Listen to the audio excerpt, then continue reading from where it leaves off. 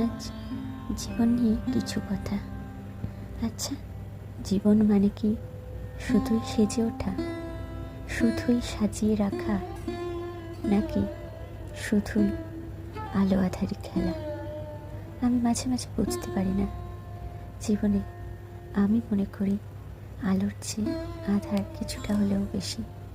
যত আধারের সময় আমরা ঘুমিয়ে কাটাই না কেন, তবুও জীবনের নানান বাহ্যিক মানসিক আধারই আমার মনে হয় বেশি থাকে।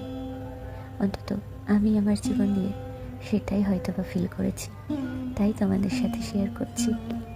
জীবনটা কিন্তু মোটেও শো অফের বিষয় না, কিন্তু আমরা দিনে দিনে শো অফ করেই চলেছি। কারণ আলটিমেটলি কিছু মানুষের গোলে হয়তো বা শো অফ ছাড়া আর কিছুই নেই, ওই শো অফটুকু নিয়েই বেঁচে থাকতে হয়।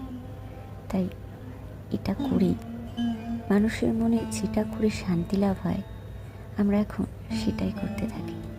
যেখানে শান্তি সেখানেই তো আত্মা, তাই না? শান্তি থাকলে জীবনে অনেক অনেক অর্থ, অনেক অনেক অনেক কিছুকে হার মানায় শুধুমাত্র এক ফোঁটা শান্তি। আর শান্তি আমার মনে হয় অনেকটা ভালোবাসা থেকে আসে, আর ভালোবাসা এক লহমায় হারিয়েও যেতে পারে। ভালোবাসা জিনিসটা আজকালকার যুগে অত্যন্ত ঠুনকো।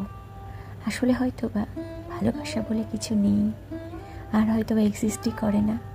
যতটা চলছে, যতটা দেখছি, সবটাই হয়তো বা শো অফ হচ্ছে, চলছে, দেখছি, এই নিয়েই জীবন। তবে এটা কিন্তু সত্যি, জীবনে চয়েসের কিন্তু যথেষ্ট মূল্য আছে। জীবনের সিদ্ধান্তের কিন্তু একটা বড় আর বড় মূল্য আছে। জীবনের সঠিক সিদ্ধান্ত, জীবনের সঠিক চয়েস জীবনকে সত্যিই বদলাতে পারে। আমি যদি ইচ্ছে করে নিজের ইচ্ছেতে কুয়োতে গিয়ে সাঁতার কাটতে চাই, তাহলে তো আর সমুদ্রে সাঁতার কাটার ইচ্ছেটা আমার কোনোদিনও পূরণই হবে না, কারণ আমি নিজেই চেয়েছি। জীবনও হয়তো বা সেরকমই একটা গতিতে চলে। আমরা গতিমান জীবন নিয়ে অনেকটাই ব্যস্ত হয়ে পড়েছি, আর ব্যস্ততাই আমাদের জীবনের সমস্ত শান্তির কারণ। বিশ্বাস করুন, ব্যস্ত থাকলে, ক্লান্ত আসলে তবেই না মন প্রসন্নভাবে ঘুম হতে পারে। না হলে যে ঘুমই আসতে চায় না চোখে। কে জানে এভাবে ঘুম আসতে আসতে কোন দিন চোখের পাতায় শেষ ঘুমটার চিহ্ন এঁকে যায়, কে বলতে পারে?